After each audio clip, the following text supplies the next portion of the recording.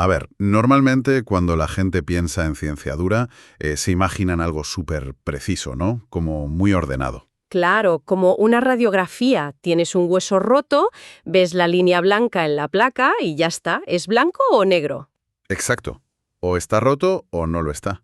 Y oye, eso da mucha tranquilidad mental. Nos encanta meter la realidad en cajitas. Totalmente. Nuestro cerebro necesita esos modelos visuales simples para no colapsar, o sea, para poder entender el mundo. Pero claro, luego te metes de lleno en la historia de la química y ¡puf! Esa ilusión de control salta por los aires. Por eso hoy tenemos una inmersión profunda muy especial. No vamos a analizar un texto normal. Que va, hoy traemos algo mucho más visual y dinámico. Exacto. Tenemos una presentación fascinante de 15 diapositivas llamada El plano evolutivo de la realidad molecular. Y la idea es que la vayamos proyectando y narrando aquí mismo, paso a paso. Vamos a ver cómo los egos y, bueno, las trampas del lenguaje estancaron la ciencia durante medio siglo. Es un auténtico culebrón histórico, de verdad. Pasaremos de imaginar los átomos como bolas de billar a descubrir el absoluto caos de las nubes cuánticas. Así que venga, vamos a empezar. Proyectamos la primera diapositiva. Vale, esta primera imagen es como nuestra hoja de ruta conceptual, desde 1803 hasta 1916. Se ve claramente cómo cambia el átomo, ¿verdad? Eso es. Pasa de ser una esfera sólida, una bolita indivisible, a tener estructuras reticulares, modelos didácticos, y al final llegamos a esa locura que es la dualidad onda-partícula. Es como si esta diapositiva nos gritara que la terquedad humana ocultó cómo funciona el universo real, ¿no? Literalmente. Y nos muestra cómo aferrarse a una sola metáfora te puede volver completamente ciego a la evidencia empírica. Pues pasamos a la segunda diapositiva para ver exactamente eso. El gran ring de boxeo de 1803 contra 1808. Uf, el choque de titanes. A la izquierda de la imagen tenemos a John Dalton con su famosa balanza. Y a la derecha está Joseph Louis Gay-Lussac, midiendo gases con sus matraces. Exacto. Dalton tenía una regla inamovible, la de la máxima simplicidad. Para él, el agua era simplemente HO y el átomo era totalmente indivisible. Vale, pero en la diapositiva veo el problema matemático. Gay-Lussac mezcló 2 volúmenes de hidrógeno y 1 de oxígeno y le salieron 2 volúmenes de agua. Ahí está la paradoja. Si Dalton tenía razón y el agua era HO, para llenar esos 2 volúmenes de vapor de agua, el átomo de oxígeno original tendría que partirse por la mitad. Ostras, claro. Y eso rompe por completo la regla fundamental de Dalton de que el átomo no se puede dividir. Es que es físicamente imposible bajo su propio modelo. Madre mía. Avanzamos a la tercera diapositiva que se llama Anatomía de un desencuentro científico. Y es que es como si hablaran en idiomas distintos. Totalmente.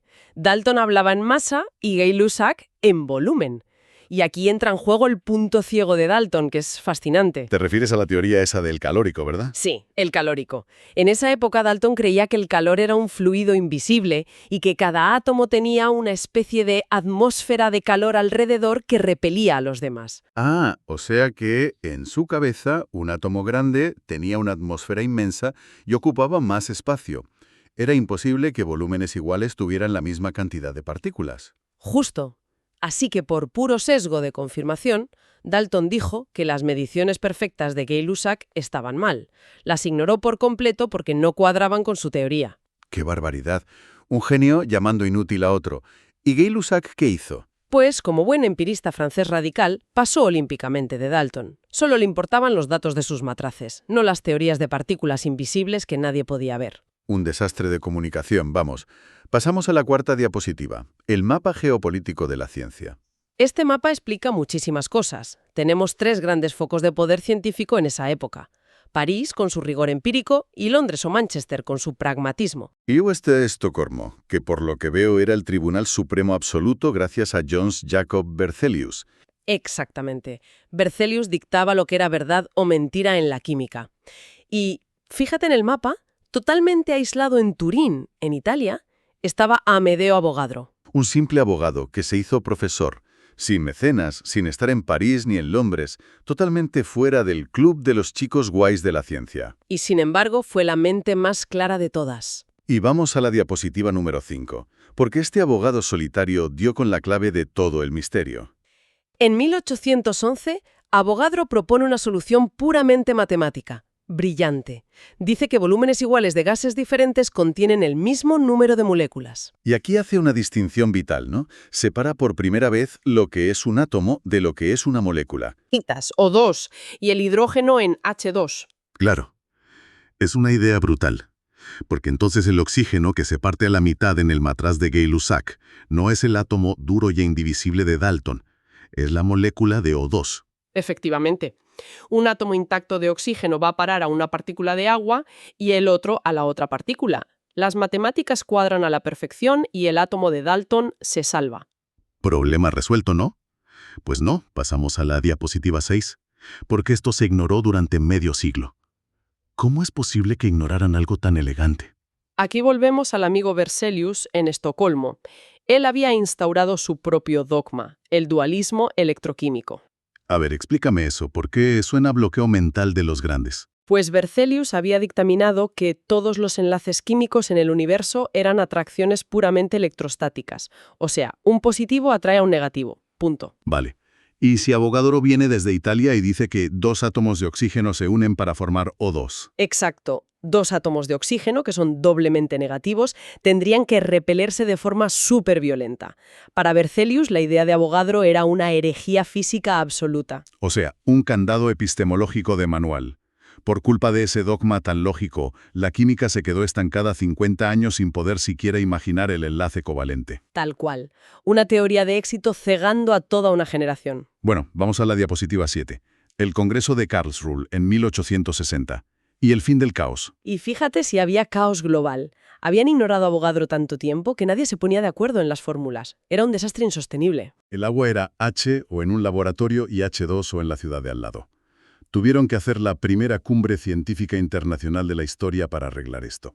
Y menos mal que llegó otro químico italiano, Stanislao Canizarro, para hacer de rescatista. Repartió unos panfletos en el Congreso, ¿no? Demostrando que, asumiendo lo de Avogadro, podías pesar los gases y sacar pesos atómicos relativos exactos. Eso es. Resolvió una crisis de 50 años de un plumazo. Y esa tabla coherente de pesos atómicos fue lo que permitió que Mendeleev creara la tabla periódica, poco después. Ostras, sin el panfleto de Canizarro rescatando al Avogadro de Turín, no hay tabla periódica. ¡Qué locura! Pasamos a la octava diapositiva.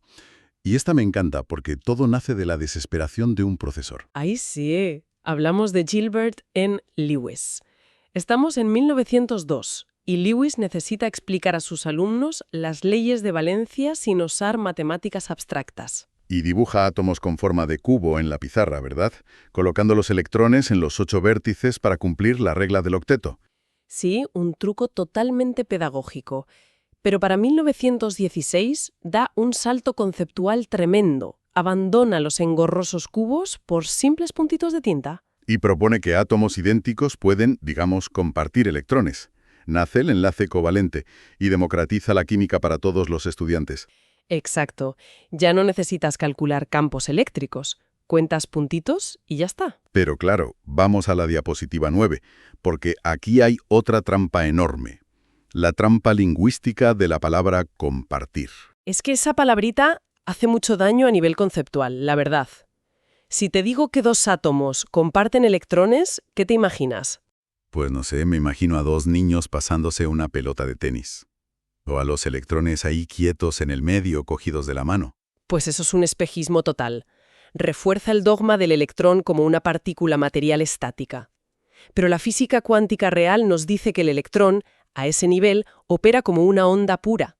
Ah, o sea que no comparten partículas discretas. Para nada. Lo que pasa es que sus nubes de probabilidad externas se superponen e interfieren entre sí. Pierden su identidad individual por completo. Jolines, qué cambio de paradigma visual. Pasamos a la diapositiva 10 para entender esto del verdadero pegamento. Esto se explica con la teoría CLOA, la combinación lineal de orbitales atómicos. Piensa en ondas de agua en un estanque en calma. Vale, si chocan dos olas y se suman cresta con cresta, se hacen temporalmente más grandes, ¿no? Exacto, eso es interferencia constructiva. Las nubes atómicas se suman y crean una nueva entidad matemática y física, que es el orbital molecular. Pero espera, a mí me sigue rayando la duda de Berzelius. Si los dos núcleos son positivos, ¿por qué no se repelen con una fuerza brutal y destruyen la molécula? Ah, porque esa interferencia crea una nube densísima de probabilidad negativa justo en el centro geométrico de ambos. Ese es el verdadero cemento electrostático. Tira de los dos núcleos con muchísima más fuerza de la que usan para repelerse mutuamente. Madre mía, la nube hace de pegamento. Brutal. Vamos a la diapositiva 11, la arquitectura del enlace. Fíjate que aquí cambiamos hasta de alfabeto para nombrar esto. Pasamos de las letras latinas minúsculas de los átomos solitarios a letras griegas. Claro. Veo en el esquema orbitales sigma y orbitales pi. ¿De qué depende eso? ¿De cómo chocan? Exclusivamente de la geometría del choque. Si las nubes chocan de frente, fuertemente sobre el eje central, forman un orbital sigma. Es la columna vertebral irrompible de los enlaces simples. Entendido. Pero si ese espacio frontal ya está ocupado, porque quieres hacer un enlace doble, ¿qué pasa?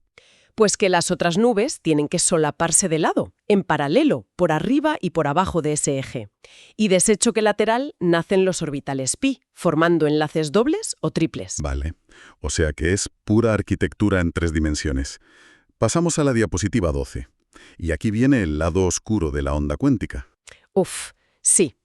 Porque en la cuántica hay una regla inquebrantable. Los orbitales no se destruyen, se transforman. A ver, si matemáticamente chocan dos orbitales atómicos, me vas a decir que por fuerza tienen que generar dos moleculares, ¿no? Obligatoriamente generan el que ya hemos visto, el orbital enlazante por interferencia constructiva, que es el estable. ¿Y el otro cuál es? El otro es profundamente perturbador. Se llama orbital antienlazante.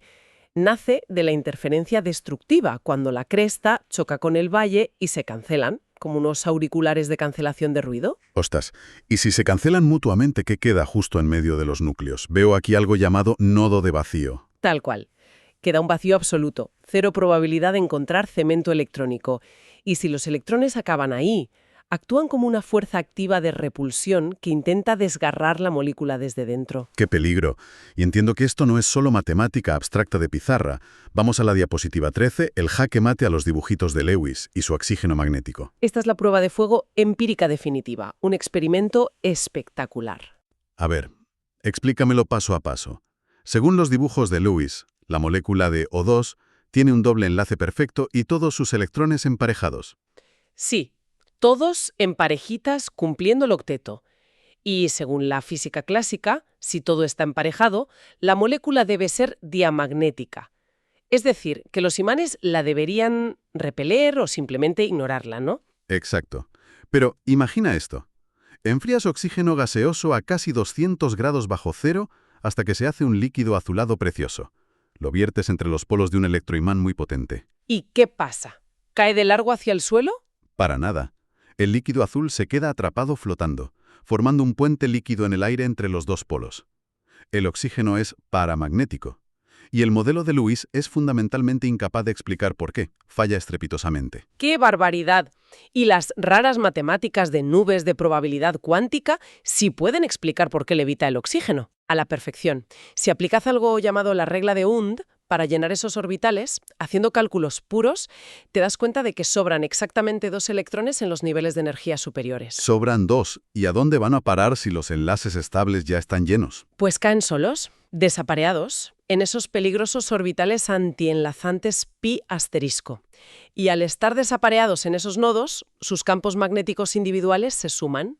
O sea que la matemática abstracta predijo una realidad, el magnetismo de la molécula que nos da la vida, que los dibujitos visuales jamás habrían podido intuir. Es el triunfo absoluto de lo abstracto sobre el sentido común visual. Es alucinante. Vamos a la penúltima diapositiva, la 14, las reglas de la casa y el confinamiento cuántico. Aquí usamos una metáfora excelente para entender cómo sabe una onda qué forma tomar.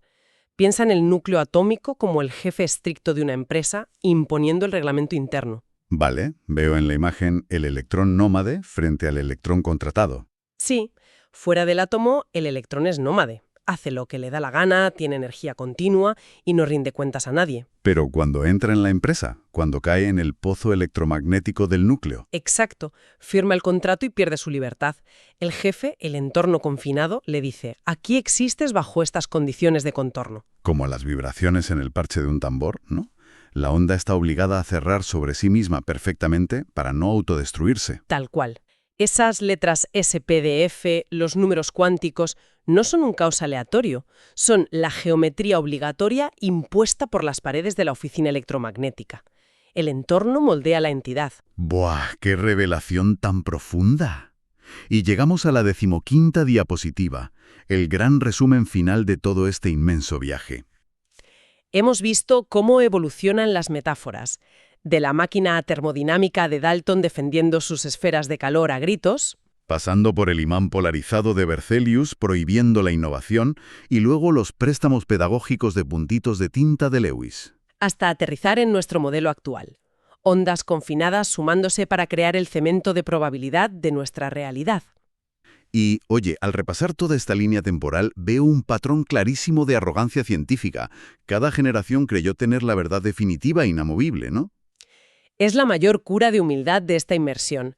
Hemos visto en tiempo real cómo una teoría brillante hoy, si te enamoras demasiado de ella, se convierte en el dogma letal del mañana. Completamente. Y eso me lleva a un pensamiento provocativo final, para que nuestra audiencia le dé vueltas mientras sigue con su día. A ver, cuéntame. Pues fíjate, si la teoría de Lewis, tan intuitiva y útil, resultó ser en el fondo un espejismo pedagógico para ocultar que el mundo real son ondas ocupando nodos de vacío, Ajá. ¿qué nos dice eso de la ciencia actual hipercompleja? Quizás estas sofisticadas numbres de probabilidad cuántica que enseñamos hoy en las universidades con tanta soberbia. Uf, ya veo por dónde vas. Quizás en el futuro las mentes brillantes lo vean como un andamiaje tan rudimentario, ciego y engañoso como las atmósferas de jarabe de calor que defendió John Dalton con tanta terquedad. Ahí dejo la pregunta en el aire, porque la realidad siempre está esperando a ser desmentida por la próxima radiografía.